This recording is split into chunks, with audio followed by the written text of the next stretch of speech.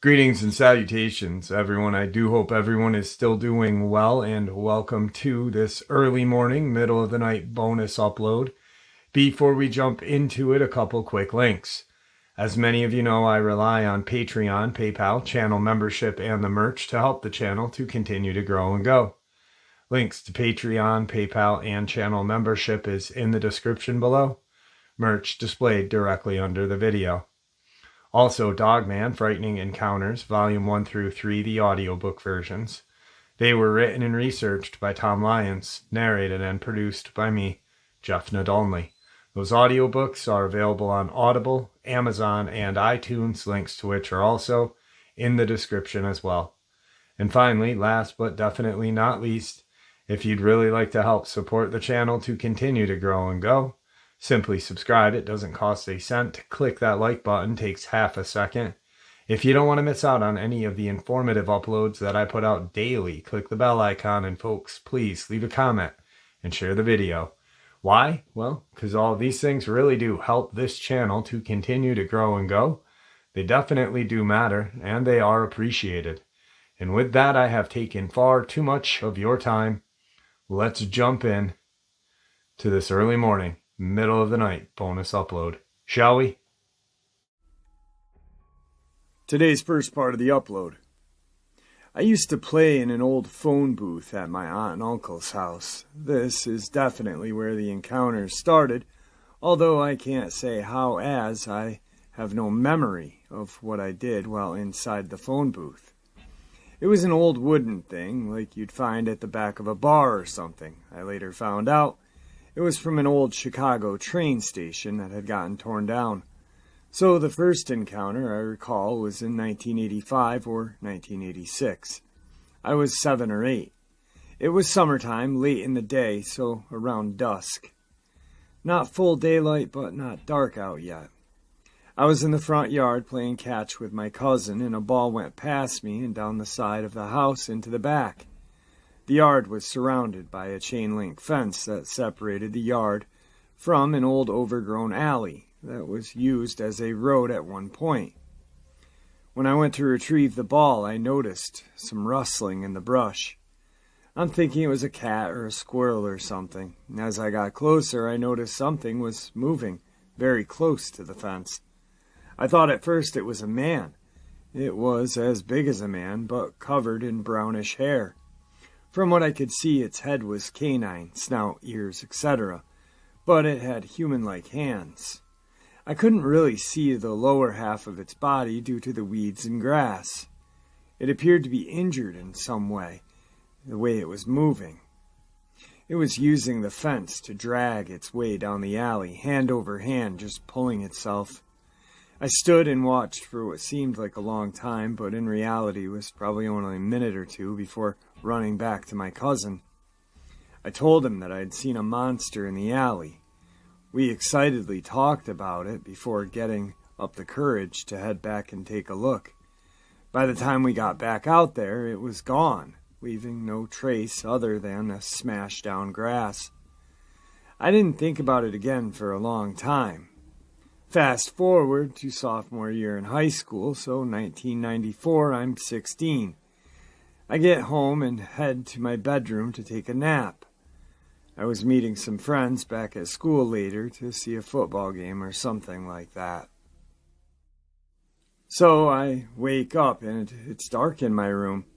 The only light is coming from the hallway because my door is open several inches. As my eyes adjust, I realize I'm not alone. There are 4 to 5 of these creatures in my room watching me. They're all 6 feet taller, covered in dark hair with canine facial features, just watching.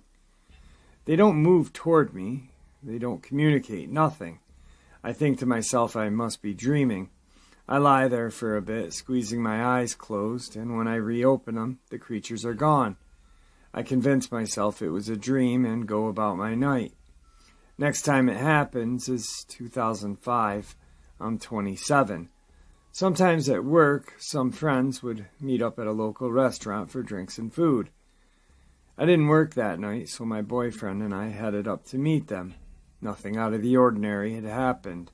On the way home, my boyfriend is chatting about the day and what we were going to do for the weekend. I noticed something ahead in the road, so I slow down slightly. I'm thinking it may be a bag or some garbage or something, but as we get closer, I notice it looks more like an animal. At this point, we're both silent, and I am almost at a complete stop. The creature stands up on its hind legs, and I now see that it's humanoid with canine features. It slowly turns its head towards us, and then kind of just drifts away. It didn't run. It was just no longer there. Hard to explain. I made sure I asked my boyfriend to tell me exactly what he saw before I told him what I saw. I wanted to make sure we had seen the same thing. He described to me exactly what I saw. That was the last major encounter I had. Back to the phone booth. I always felt that phone booth was connected somehow, so I asked my mom. I asked her to tell me what I had said after coming out, what I was doing. She said I would go inside and play around like kids do. It was safe, and they could keep an eye on me easily. I asked her to try to remember anything that might help me to tie it all together. After speaking to my aunt, she said they remembered. I would come out and tell them that I had gone to visit the puppy people. While helping to tie things together, it really only served to raise more questions. Where did I go when I got into that phone booth? Today's second part of the upload. Hey guys, I'm trying to find out what I saw while hiking in one of my local national forests.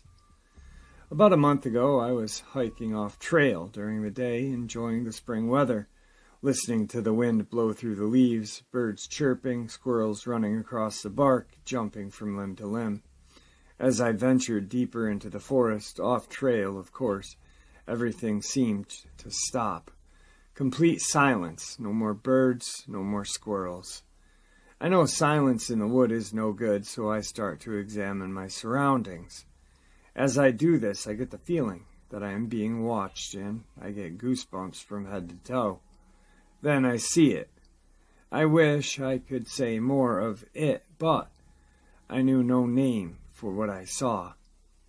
It was about 50 yards out on a ridge staring at me. It was humanoid, but its fur was a light gray, long arms with claw-like hands, and the size, it had to be at least 8 feet tall.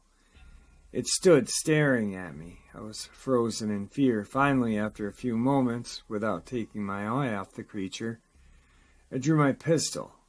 Never hike alone without one. And I fired into the air. When I did this, it retreated at a speed I had never seen any living creature move. I sat there for a good 30 minutes, pistol in hand, listening, scanning the environment. Finally, the birds started to chirp again, and the squirrels were back out. Everything seemed normal. I left and never looked back. A part of me wanted to go back to the ridge and see if there were any tracks, but I felt that it went in that direction. I would have never returned. Never again will I go hiking in that forest. Just driving through it gives me an evil feeling, like the monster knows I'm there and it's watching me. Does anyone possibly know what I could have seen? Thanks for the advice. Today's third part of the upload is an encounter from my neck of the woods. I love these. I was hiking in Adirondack Park in New York State with my wife recently during the fall of 2020. This state forest is 6 million acre wilderness, which is bigger than Yellowstone, Yosemite Glacier, and Grand Canyon National Parks combined. 57% is privately owned and 43% is government owned. But much of the private property is small cabins, trailer park homes, and small houses surrounded by generous wilderness. We were the only human beings at the trailhead in a fairly remote region of the park. We hiked just before dusk that evening. We also noticed how the forest where we had hiked through was almost completely silent during our entire trip, save the experience below. As I climbed a small hill, I noticed what sounded like a small army of squirrels rummaging around the forest floor. Something seemed to be kicking up leaves and other debris, but I began to hear heavy footsteps and light, distinct, powerful-sounding grunts as it got closer. I could feel it was a big animal, but had no idea as its type. When I reached the top of the hill, I did not see anything. No large animal, no small animal, nothing. An opening of a good 30 meters extended from one side of the trail, and I could see about 200 yards into the distance. On the other side of the trail, I proceeded slowly. The forest floor actively seemed to make its way high into the canopy. Again, it sounded like a small army of squirrels collecting acorns, jumping from branch to branch, and causing mild mayhem up there. I could see none of the activity as the forest canopy grows incredibly thick, about 40 meters up. Everything felt odd. I felt like someone was there but could not see them. It was like someone sitting in the next room and not seeing them with your eyes but sensing their presence. You feel that they are there and know they are there. My wife trailed me about 15 feet. She stopped and felt that same presence, but like me saw nothing with her eyes. We then heard a loud, clear grunt that sounded similar to a large male gorilla. The sound appeared to be a casual exhale. Nothing about it felt threatening or intimidating. My wife asked if I had heard it. I verified. I double-checked with her to explain it. She noted that it sounded like a big gorilla grunting. We both still saw nothing, even though the grunting sounded like it was no more than 10 to 15 feet away. The racket increased in the canopy. A foot-long piece of bark flew out of the trees and landed about 2 feet from my wife. Note that we have never felt scared, threatened, intimidated, or even alarmed during this encounter. The Sasquatch or Sasquatch family gave off a chill vibe. I can't put it into words. It almost felt a little playful, like we were being pranked. You'd have to have been there to feel the experience as we did. My wife and I also circled the globe for decades, hiking in tropical forests, on the steeps of Central Asia and the deserts of the Middle East. We spent nearly 2 months in an off-the-grid location deep in the jungles of Costa Rica, living in a hut with an outhouse, no running water, and a bevy of venomous snakes, poison dart frogs, and bullet ants all around. We are hardly fearless, but don't scare easily, as we've had plenty of uncomfortable experiences during the past decade to clear much of our negative mental baggage. So as we relax and observe, a series of tree knocks begins just behind the wood line to our left, about 30 yards, loud and clear. You absolutely could not mistake these knocks for anything else. Imagine the sound of a jacked-up dude slamming a stout pine tree with a baseball bat. The knocks even changed cadence a few times. This went on for about 5 minutes, right in front of us. But the forest was too thick to see anything. My wife and I just stared at each other as our minds seemed to be catching up to what our ears could hear but our eyes could not see. I gave in to my urge to record the knocks against my better judgment, and the split second I pulled out my phone, the knocks stopped. I put my phone in my pocket, and the knocks started up again, about every 10 seconds. Even all the activity stopped, and we made our way out of the park. We didn't see a soul at the trailhead, nor did anyone visit the trail after we arrived. A few notes. My wife and I heard the wood knocks in the same park about 2 weeks prior, but from the distance of a mile or so, as the knocks were quite faint. I also noted possible structures in a few other parks in the southern Adirondacks, along with a young 7-inch diameter sapling being ripped out of the ground and twisted violently at the base. An individual nearby, same town of approximately 500 people spread out among the mountain wilderness, had running interactions with the Sasquatch for over a series of years. I was open-minded to cloaking and dimension hopping, but was not quite sure if Sasquatch should do it either.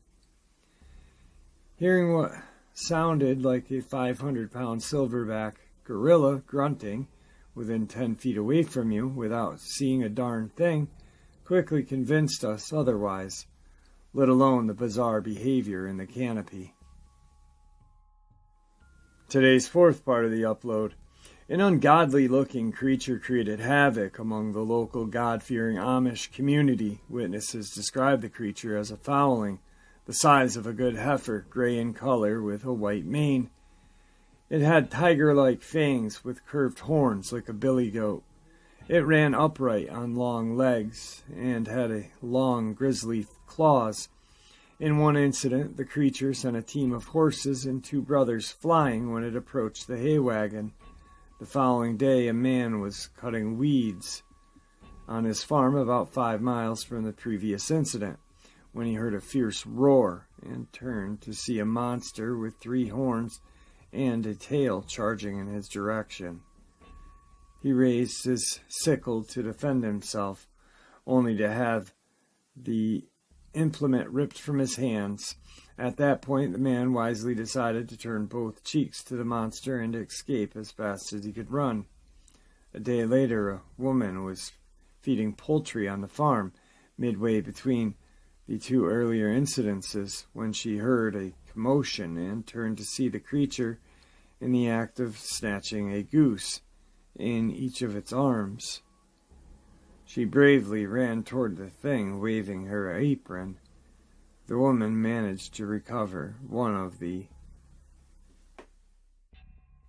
geese when the creature threw it at her, knocking her to the ground in the process. The interloper then escaped with the remaining bird in hand. Today's final encounter. I don't even know how to explain this, but I'm not the sort to believe in ghosts, devils, demons, and cryptids, but this has changed my mind drastically.